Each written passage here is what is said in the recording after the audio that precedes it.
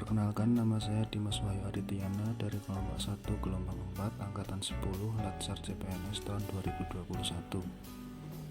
Pada kesempatan kali ini saya akan menyampaikan analisis isu mengenai manajemen ASN. Pokok bahasan kali ini ada 4, yaitu identifikasi dan deskripsi isu aktual,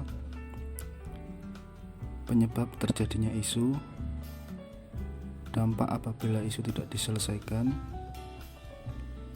dan identifikasi dan deskripsi isu aktual mengenai manajemen ASN. Yang pertama, sikap disiplin yang masih kurang dalam presensi. Seringkali kita melihat pegawai yang datang terlambat ke kantor. Yang kedua, menggunakan barang milik negara untuk pribadi, misalnya menggunakan printer kantor maupun kertas untuk mencetak sesuatu yang bukan berurusan dengan pekerjaan. Hal ini terdengar sepele, namun hal tersebut merupakan tindakan kecil penyalahgunaan barang milik negara.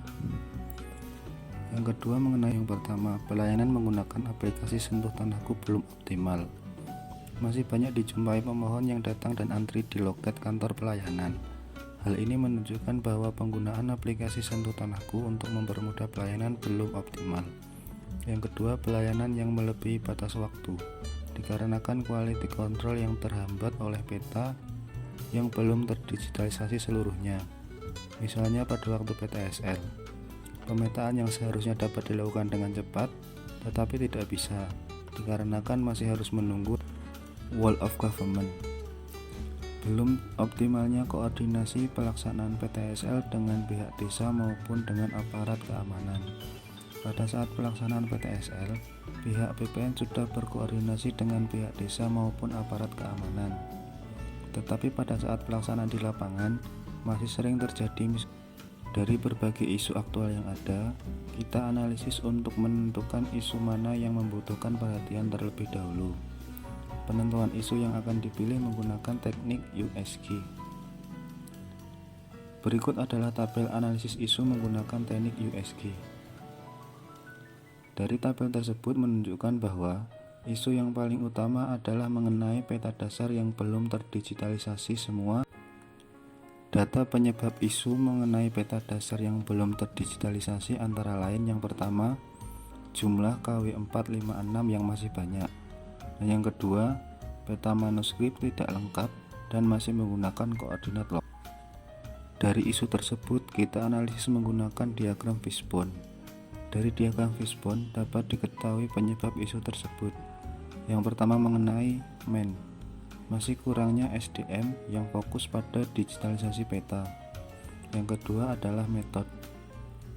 Peta masih dalam bentuk manuskrip dan masih menggunakan koordinat lokal. Yang ketiga, mesin.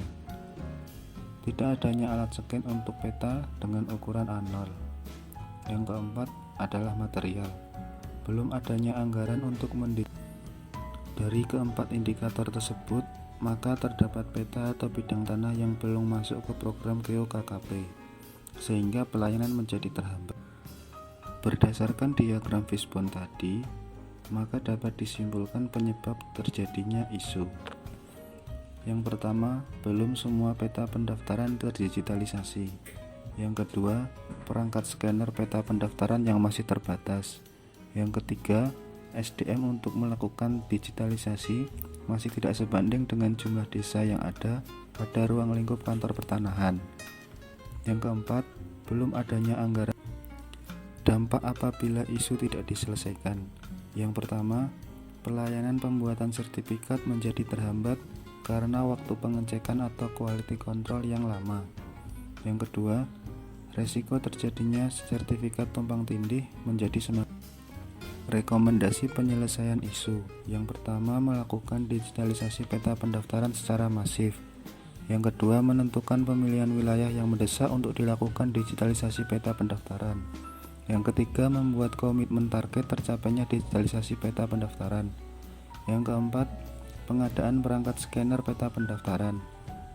Yang kelima, membuat perencanaan anggaran untuk kegiatan digitalisasi. Demikian analisis isu yang dapat saya sampaikan. Terima kasih atas perhatiannya.